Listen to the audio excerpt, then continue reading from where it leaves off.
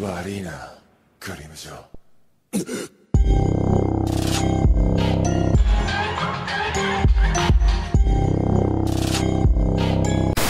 Yo tout le monde, j'espère que vous allez bien. Aujourd'hui on se retrouve pour la vidéo lecture du mois de février. Ce mois-ci j'ai lu pas mal de tomes quand même, j'ai lu 17 tomes. Honnêtement ça fait longtemps que j'avais pas lu autant dans un mois, même si je sais que pour certains 17 tomes c'est rien du tout comme pour certains 17 tomes c'est énorme. Bref, les mois précédents mes bilans lecture se limitaient à 4-5 tomes par mois vraiment, j'avais un petit peu délaissé la lecture etc. D'où l'agrandissement soudain de ma pile à lire, voilà, parce que malgré tout je continuais d'acheter des séries qui me faisaient envie quand j'allais faire les boutiques d'occasion, ou alors je continuais d'acheter les suites etc. Et je vous avoue qu'avec ce trop peu de lecture par mois, j'ai pris pas mal de retard dans ma pile à lire. Je vais vous dire combien j'ai de tomes à lire dans ma pile à lire selon Manga Collect, parce que oui je paye, j'ai pris l'abonnement payant. Du coup j'ai 168, c'est ça? Non, 163 tomes dans ma pile à lire. J'espère que ça fait le focus parce que vu que je n'ai pas mes lunettes, mes yeux eux-mêmes ne focusent pas sur le retour écran. Donc oui, ça fait vraiment beaucoup. D'ailleurs j'aimerais faire une vidéo du style je détruis ma palle, genre piocher un manga au hasard dans ma pile à lire et me dire bah ça y est c'est bon, je lis tous les tomes de ce manga que j'ai dans ma pile à lire. Comme ça je vous fais un retour sur la lecture et en même temps bah, ça me permet de vider ma pile à lire. Je devrais faire ça, mais grave cool l'idée je trouve, à voir dans les mois à venir, parce que là j'ai trop envie de tourner une vidéo manga shopping with me, mais je me dis ça sert à rien de dépenser 50 € de manga chez la Fnac alors que j'ai clairement plus de 50 € de manga dans ma pile à lire. Bref, ce n'est pas le sujet de la vidéo. Je pense que d'abord je vais parler des shonen, ensuite je vais parler des shoujo et ensuite je vais parler des yaoi. Donc il y aura un timer de toute façon, donc n'hésitez pas à skip là où les parties qui ne vous intéressent pas. Let's go. Comme 50% des Français qui aiment les mangas, j'ai lu ce mois-ci Adieu Eri, le one-shot de Tatsuki Fujimoto qui est sorti ce mois-ci aux éditions Crunchyroll. C'était assez sympa et assez rapide à lire étant donné qu'il n'y avait pas énormément de dialogue. Il y avait vraiment beaucoup de doubles pages ou de pages simples où juste on appréciait l'action qui se déroulait sans dialogue, sans bruit, etc. Et la lecture était plutôt agréable, j'avoue. Je pense d'ailleurs avoir préféré Adieu Eri au recueil d'histoires de 17-21 et 22-26. Mais je pense que je préfère quand même Look Back, parce que vraiment Look Back, la fin, je ne m'y attendais pas. Bon attendez, la fin de Adieu Eri non plus, je ne m'y attendais pas. J'ai oublié de le préciser, mais bien évidemment, il n'y a pas de spoil dans cette vidéo. Je vais uniquement parler en surface de ce que j'ai ressenti et de ce que j'ai pensé de mes lectures de ce mois-ci. Donc ne vous inquiétez pas, ne quittez pas la vidéo. La fin m'a surprise, mais elle m'a pas laissé bouche bée. Je me suis dit ah ouais je m'y attendais pas, mais enfin sans plus. Ça m'a pas non plus transcendé la fin. Mais c'était une lecture assez chill et pas mal d'émotions aussi dans la lecture. Même si moi personnellement j'ai pas ressenti énormément d'émotions, mais on ressentait bien les émotions du héros qui était assez tourmenté pendant pratiquement tout le tome, on va pas mentir. Est-ce que je note mes lectures? Je pense que je vais noter mes lectures, mais les notes seront à prendre en compte uniquement pour ce mois-ci. C'est-à-dire que si je suis amenée à faire une vidéo lecture du mois de mars, je noterai mes lectures du mois de mars sans prendre en compte les notes que j'ai données pour les lectures du mois de février, parce que ce serait trop difficile de noter sans savoir ce qui arrive après. Enfin, sans savoir ce que je vais lire après et d'être frustrée d'avoir donné une note alors que je vais lire un truc le mois d'après et ce sera 1000 fois mieux. Bref, donc si je dois donner la note de Adieu Eri, je pense que c'est un solide 6 sur 10. Ça va, c'était sympa, je me suis pas ennuyée, j'ai tout lu d'un coup, l'histoire était prenante, c'était une lecture assez chill. Ouais, un 6. Franchement, ouais, 6. On continue avec les shonen, pareil une sortie de ce mois-ci. J'ai lu l'intégrale du Péché originel de Takopi. J'ai acheté le coffret avec aussi le one-shot hymne de l'auteur tout simplement. Cette lecture elle était trop bien. J'ai grave aimé, je vais pas mentir. Les dessins étaient vraiment incroyables, j'ai vraiment été happée par l'histoire. J'ai lu les 2 tomes d'affilée, vraiment c'était trop bien. Et puis même genre l'histoire, franchement avec le résumé je me suis douté un petit peu d'où ça allait nous mener, mais pas autant. Je pensais pas que ça irait aussi loin dans l'histoire, dans la réflexion des personnages etc. Et du coup j'ai été vraiment surprise agréablement de ma lecture et du scénario. On arrive à avoir de l'empathie pour des personnages détestables et détester des personnages qui a priori sont empathiques. Donc vraiment l'auteur, bravo, je lui tire mon chapeau. Et franchement j'ai été triste, en colère, surprise, j'ai ressenti plein de trucs en lisant et franchement ça veut dire que c'est un bon manga, ça veut dire que c'était une bonne lecture vraiment. Si je dois noter, je pense que je mettrais un solide 8 sur 10 pour l'histoire, vraiment incroyable, et même pour les dessins comme je vous ai dit. Vraiment si vous l'avez pas lu ou si vous hésitez à acheter, n'hésitez plus et achetez et lisez si c'est votre style bien évidemment. Quant à Hymne, je vais en parler brièvement. C'était un one shot super rapide à lire et super chill aussi. J'étais légèrement surprise pour la fin, voilà, même si c'est pas une vraie fin, hein, c'est vraiment juste un one shot. Vraiment le truc c'est 2 chapitres je pense. J'ai bien aimé Hymne. Après il est pas vendu tout seul, ça n'a pas été game changer non plus pour acheter le coffret. Vraiment si vous hésitez entre les 2 tomes séparés et le coffret pour lire Hymne, vraiment ça change rien parce que c'est pas, ça vaut pas, c'est pas en gros achetez pas le coffret pour Hymne quoi. Sauf si vous aimez l'auteur et que vous voulez lire plus d'œuvres de l'auteur, mais n'achetez pas le coffret juste pour ça, pour le découvrir, parce que je suis pas sûre que ça vaille le coup. C'était sympa mais sans plus. Ensuite je me suis mise à jour dans un shonen ultra connu en ce moment. J'ai lu les 2 derniers tomes sortis en France de Blue Lock, donc j'ai lu les tomes 11 et 12. J'avais un peu arrêté la lecture de Blue Lock, je vais pas mentir, parce que je suis en train de regarder l'animé avec ma soeur en ce moment qui elle découvre totalement Blue Lock, et même moi au final j'ai redécouvert Blue Lock avec l'animé, vraiment incroyable. Blue Lock là c'est je pense mon shonen de l'année 2022 je pense, ouais. Je suis contente parce que ma hype de Blue Lock elle est pas redescendue. J'ai une hype qui monte et qui redescend très très vite. Je vais aimer un manga, je vais le hyper de ouf, ma hype elle va redescendre, puis après elle va remonter quand l'anime va sortir ou quand il y a un autre tome qui va sortir, etc. Mais sinon je suis quelqu'un, je me lasse très très vite en règle générale. Mais Blue Lock là vraiment incroyable. Si vous avez pas lu Blue Lock, lisez Blue Lock. Si vous avez pas regardé l'anime, regardez Blue Lock parce que vous ne serez pas déçus. Même si vous n'aimez pas le foot, même si le foot c'est pas votre délire, vous ne connaissez rien au foot, lisez Blue Lock. Je vous assure, vous allez me remercier. C'est vraiment un foot battle royale et c'est ça que je kiffe, c'est que il y a une part de réel avec notamment, il cite la Coupe du Monde, il cite aussi des joueurs de football connus qui existent réellement, mais il y a aussi une part de fiction que justement me plaît, étant donné que de base je ne suis pas une personne qui aime le foot ou qui suit le foot ou qui connaît le foot en règle générale. Et c'est cette part de fiction justement qui fait que j'accroche autant avec Blue Lock, je pense. Du coup le tome 11, bah à la fin petite déception à la fin, hein. Si vous avez lu le tome, vous savez qu'on perd un élément assez important des personnages secondaires. Je tiens à préciser que c'est un battle royale, hein, que les gens ne meurent pas mais sont juste éliminés parce que c'est une compétition hein, de base, mais rien de mortel, je vous rassure. Petite déception oubliée par le tome 12. Je déteste ce personnage, je pense. Je crois qu'on est d'accord, je l'aime pas du tout. Mais bon, ça se voit qu'il est intéressant quand même. Donc je vais pas parler trop vite parce que vous savez ce qu'on dit, nos ennemis de demain sont les amis d'aujourd'hui. Mais donc je vais pas trop parler, mais pour l'instant vraiment je peux pas le voir. Mais j'ai quand même hâte de voir comment il va évoluer à l'avenir et j'espère qu'il va pas se faire éliminer malgré tout. Parce que je pense qu'il a beaucoup à apporter dans le scénario et j'ai pas envie qu'il parte maintenant. Si je dois noter Blue Lock, franchement un solide 9 sur 10. Vraiment un 9 sur 10, 9,5, allez. Allez, 9,5 sur 10 parce que vraiment j'ai pas été déçue. Je pensais avoir perdu la hype du manga, mais là, dès que le tome 13 il sort, vous me verrez lire directement parce que j'ai trop envie de savoir la suite. Et j'aurais même mis 10, mais rien n'est parfait. Petit spoiler, je pense qu'il n'y aura pas de 10 dans la vidéo, mais un 9 sur 10, un 9,5 sur 10, franchement 9,5. Pour finir avec les shonen, j'ai lu les 2 premiers tomes enfin de la Perfect Edition de Neon Genesis Evangelion. C'est un manga que je voulais à tout prix lire, vraiment ça fait très longtemps que je voulais le lire. J'hésitais beaucoup entre regarder l'animé, lire les tomes normaux ou attendre la Perfect. J'ai attendu la Perfect comme vous voyez. Je vous en avais parlé dans ma vidéo quel manga pour je sais plus quelle année, quelle période de l'année, bref. Je vous la mets en fiche la vidéo et j'ai décidé d'attendre la Perfect tout simplement et je suis pas déçue. Franchement je suis grave pas déçue. Même si j'aurais bien aimé pouvoir connaître ce manga plus tôt, au final je suis pas déçue parce que la lecture est super agréable. Même si de base, comme vous le savez ou pas d'ailleurs, j'aime pas les gros tomes. Et là ça va, C'est pas comme les tomes de 20th Century Boys et tout. Le tome est compact, tu peux bien le tenir dans les mains, ça glisse pas de tes mains et tout. C'est pas comme la Perfect aussi de FMA qui, selon moi, est la meilleure Perfect que j'ai dans ma mangatech.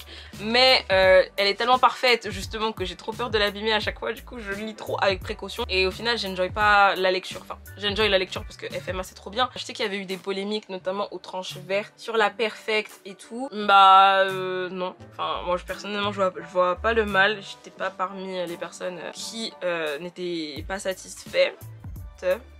Une personne, oui.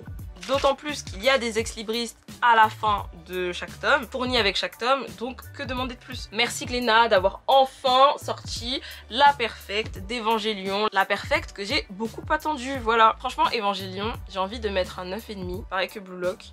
Mais je pense que je vais mettre un 9,75. Pourquoi? Je m'explique. Parce que c'est une nouveauté. Une nouveauté qui m'a mis un peu une claque que j'ai aimée. Même si j'en attendais beaucoup. Et ben justement j'en attendais beaucoup et j'ai pas été déçue. Rien que pour ça, ça vaut les 25, les 0,25 en plus que Blue Lock. Ouais. 9,75 je pense que c'est... Je pense que ouais, j'aime beaucoup les dessins font très rétro. Bon après ça date du siècle dernier. Et surtout maintenant je suis contente parce que l'opening que je considère comme un banger incroyable, malgré le fait que je n'ai pas vu l'animé, hein, je tiens à le rappeler, bah je regardais l'opening et je comprenais rien. Si vous connaissez l'opening, en plus vraiment les images elles défilent super vite, on comprend rien vraiment, et moi j'étais vraiment en train de juste enjoy la musique. Mais maintenant, après avoir lu les 2 premiers tomes du coup de la Perfect, les 2 premiers tomes qui équivalent aux 4 premiers tomes de la série, bah maintenant que j'ai lu, je comprends l'opening et maintenant je le regarde. La luminosité elle a changé. Bougez pas, je vais aller chercher la lumière, la ring light. Bon, vous pardonnerez mon changement de lumière soudain et radical, mais il fait clairement nuit. Là, si j'éteins la lumière, on voit plus rien clairement. Bref, on reprend. On va maintenant passer au shoujo et j'ai pas lu grand chose en shoujo, je vous avoue. Tout d'abord, j'ai lu l'intégrale en 2 tomes de Mon Ex. C'était un manga assez mignon, je l'ai lu super vite. J'ai bien aimé, même si l'histoire elle était un peu beaucoup même rushée et par moments un peu incompréhensible pardon. Sinon j'ai vraiment bien aimé. L'héroïne plutôt attachante et le héros, je suis pas fan des shoujo boys comme ça. Le héros il était un petit peu tsundere je pense. Tsundere ou yandere, je vous mettrai le terme exact, mais c'était l'un des deux. Du coup on ne savait pas réellement ce qu'il pensait et j'aime pas trop. Je vous avoue que je préfère quand direct on sait ce qu'on veut, on sait ce qu'on aime. Là on était vraiment comme l'héroïne parce que le héros soufflait vraiment le froid et le chaud en même temps et c'est pour ça que je dis que des fois c'était un petit peu incompréhensible, mais c'était plutôt agréable. J'aurais pas mis le prix je pense honnêtement. J'ai acheté les 2 tomes d'occasion, donc les dessins rien à dire. Faut un peu penser à des dessins que je connais mais je pourrais pas vous dire. Ça se trouve l'autrice je la connais mais là je pourrais pas donner de nom. C'est un peu frustrant d'ailleurs. Je vais regarder. Incroyable parce que maintenant depuis que j'ai une caméra je peux filmer et faire des recherches en même temps avec mon téléphone, chose qui n'était pas possible quand je filmais avec mon téléphone portable. J'étais obligée de tout le temps tout faire au montage. Là je peux vous le dire tout de suite. Non, bah je connais pas. L'autrice c'est Mizuki Oshino et non, je connais pas. À part un petit ami trop parfait que j'ai dans ma liste manga collect que j'aimerais bien lire d'ailleurs. Je sais pas d'où je sors cette impression de déjà vu dans les dessins. Pour ça. Je vais vous faire un résumé rapide parce que il n'y a pas de résumé au dos des tomes. De toute façon je vous l'ai montré dans les close-up. Dans Mon Ex on va tout simplement suivre l'histoire de Harusawa qui considère être maudite en termes de relations amoureuses, tout simplement parce que son ex l'aurait maudite par le passé en lui disant de toute façon personne ne voudra jamais être en couple avec toi. À cause de ça elle est matrixée et à chaque fois qu'elle s'intéresse à un garçon au final il y a toujours quelque chose qui va pas. Le garçon finit toujours par se détacher d'elle complètement mais pour des raisons absolument absurde. Mais un beau jour, en allant à un... Comment ils appellent ça? Vous savez les rendez-vous arrangés à plusieurs, genre 3 filles, 3 garçons et tout, genre en général ils vont au karaoké ou ils vont boire un verre et tout, là ils aiment trop faire ça les japonais. Et ben elle se rend à l'un de ces rendez-vous pour remplacer une copine il me semble, je crois hein. Et parmi les garçons il y a qui? Son ex, qui l'a maudite quelques années plus tôt. Ils reprennent contact petit à petit, d'abord par des situations au hasard on va dire. Elle finit par se remémorer le passé parce que sa relation avec lui du coup c'est quelque chose qu'elle a vraiment voulu oublier, donc son cerveau lui-même a oublié des détails qui étaient plutôt importants dans leur relation. Donc dans les 2 tomes on va découvrir d'un côté ce qui s'est passé il y a quelques années et en même temps ce qui se passe aujourd'hui vu qu'ils reprennent contact. Comme je vous ai dit, c'était vraiment sympa à lire, j'ai bien aimé. Oh, ça fait un cœur, je crois, on dirait hein. Ça fait un petit cœur.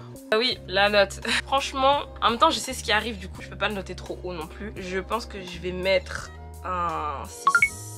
Un 6. Un 6,5. Allez, on va mettre un 6,5 parce que c'est terminé. Un petit 6,5. J'ai légèrement préféré mon ex à Adieu Eri. Mais c'était les deux, c'était voilà, c'était bien, c'était sympa à lire. Non, c'était pas mal. Franchement, c'était pas mal. Prochain shoujo, vous l'avez vu dans ma vidéo précédente, j'ai acheté l'intégrale en 2 tomes de Printemps et Tempête qui est paru chez Glénat. Ça, j'en avais déjà entendu parler, donc j'avais des attentes. Bon, après des attentes pas trop hautes, hein. Ça reste quand même un shoujo school life romance en 2 tomes. Voilà, on sait très bien comment ça commence, on sait très bien comment ça finit. Mais j'ai bien aimé. Je vous mets le résumé à l'écran et en lisant le résumé, je m'attendais à ce que le prof prenne plus de place que ça dans l'histoire et au final pas du tout. J'aurais bien aimé que ce soit un petit peu plus long. Je sais que j'ai le début de certaines séries dans ma pile à lire, des séries plutôt longues, hein, moyennes ou longues, mais j'ai la flemme de lire parce que ça m'engage à lire la suite ou à acheter la suite si j'aime bien, etc.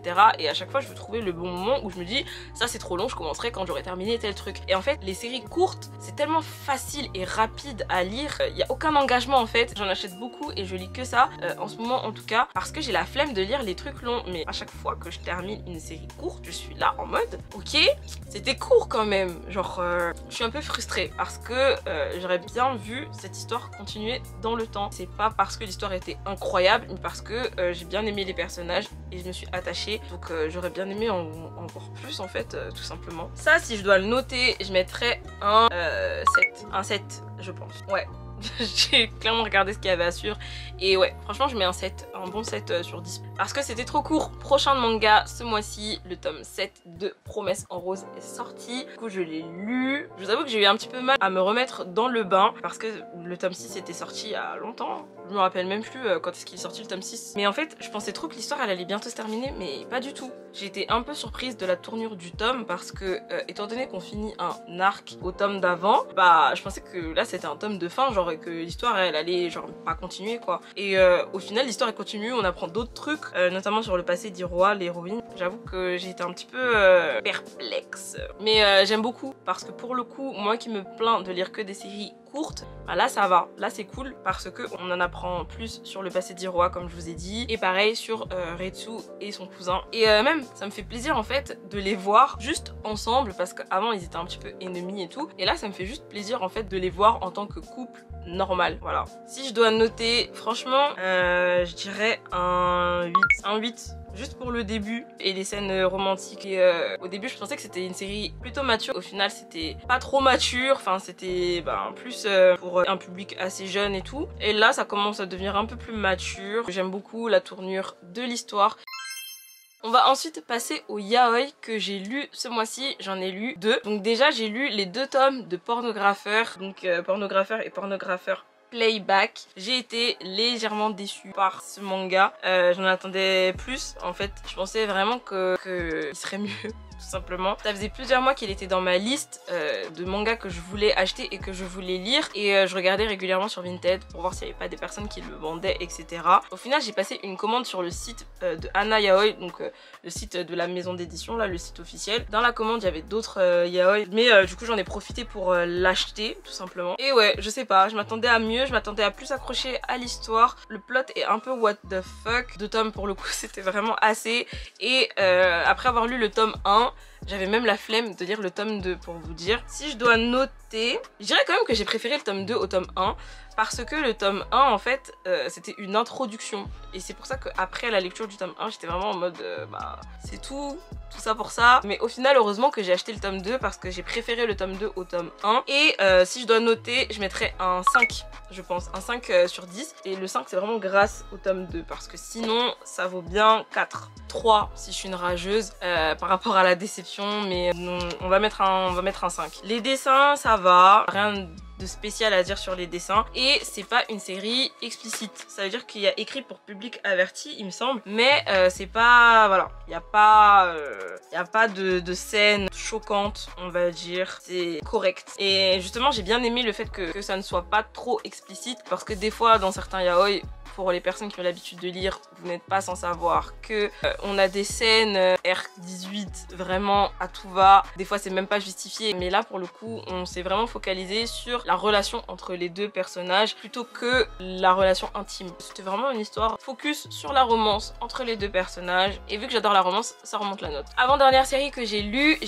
Sick. C'est un one shot, donc de chez Hana Yaoi, pareil. Pareil, ça aussi je l'ai commandé sur le site directement de la maison d'édition, et je voulais vraiment le lire depuis longtemps, et j'ai été aussi déçue, voilà. Là vous comprenez pourquoi j'ai surnoté Evangelion, parce que je n'avais pas été déçue malgré mes attentes. En fait parce que là pour le coup j'avais des attentes et j'ai été déçue. Après bon, je sais pas trop à quoi je m'attendais non plus, parce que c'était un yaoi one shot, donc forcément ça va vite, c'est pas assez. C'est toujours ce que je ressens quand je lis des one shot yaoi et tout. En fait c'était mignon et c'était sympa. Donc en soi, j'ai bien aimé la lecture, mais c'est vraiment juste que je sais pas pourquoi, je l'avais peut-être mis sur un piédestal, ou alors peut-être que vu que ça faisait des mois que je voulais le lire, j'en attendais trop. Mais objectivement parlant, franchement c'était bien, c'était correct. J'ai quand même enjoy la lecture. J'ai pas vu le temps passer en lisant le tome, je vais pas mentir, je me suis pas ennuyée, je me suis pas endormie. Il y a des scènes R18, donc lisez ça à vos risques et périls.